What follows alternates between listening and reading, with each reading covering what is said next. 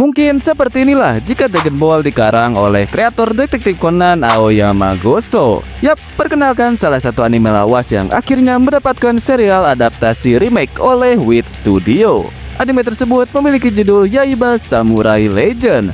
So, di video kali ini gue akan menggambar serta sedikit membahas pengalaman pertama gue saat menonton serial bertema samurai yang dikarang oleh si ahli misteri bernama Aoyama Sensei. Tanpa banyak basa-basi lagi, mari kita langsung masuk ke sesi video intinya. Dan selamat datang di channel Art Kreatif.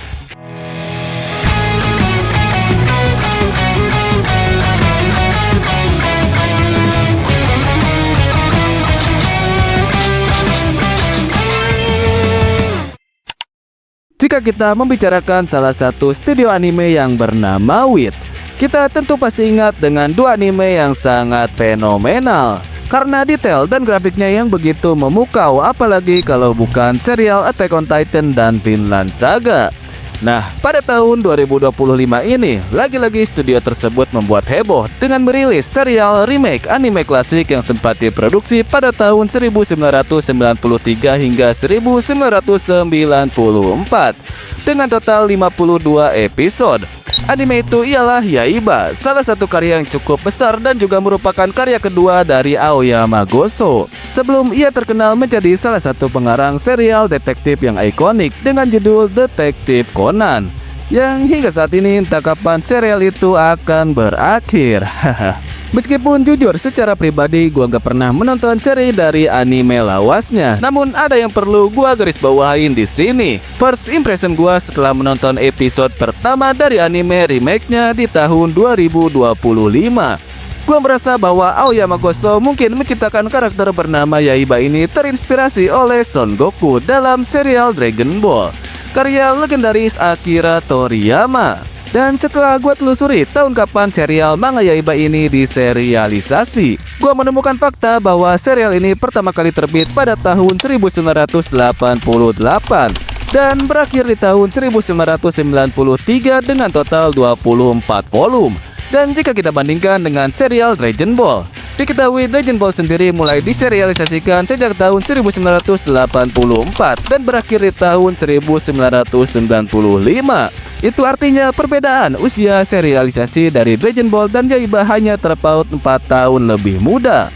Dan mungkin di tahun segitu Dragon Ball benar-benar sangat terkenal hingga berhasil menginspirasi Aoyama Goso untuk membuat serial petualangan anak kecil bertema samurai yang bernama Yaiba ini.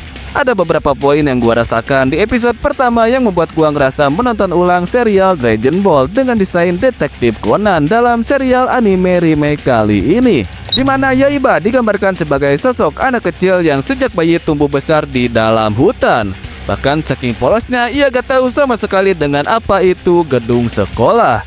Dan lucunya ia bahkan beberapa kali terkesima saat pertama kali bertemu dengan lawan jenisnya. Kocaknya, ia juga bahkan tak ragu untuk secara terang-terangan mengecek perbedaan fisik antara cowok dan cewek di halayak umum.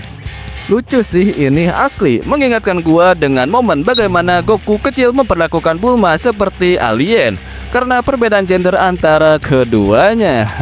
Poin berikutnya adalah hubungan dari sang MC-nya yang bernama Yaiba dan cewek yang bernama Sayaka, mengingatkan gua dengan interaksi antara Goku kecil dan Bulma. Yap, saking polosnya karakter bernama Yaiba membuat Sayaka sendiri beberapa kali berniat untuk menjahilinya. Meskipun pada akhirnya Sayaka lagi-lagi harus dibuat kesal dengan tingkah lugu dari Yaiba. Dan skin ketika Yaiba mengintip Sayaka yang sedang ganti baju membuat gua senyum-senyum sendiri. Sumpah ini anime benar-benar mampu membuat inner child gua terbangunkan melihat kekocakan dari karakter bernama Yaiba ini.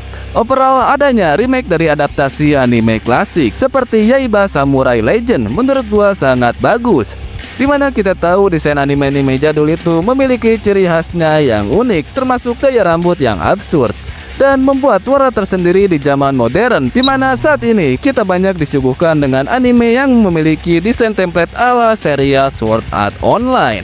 So, bagi kalian yang ingin menonton anime dengan nuansa mesin waktu ke masa lalu, anime ini cocok untuk kalian tonton dan pastinya akan membuat kalian bernostalgia dengan masa-masa indah saat menonton anime lewat televisi di masa itu.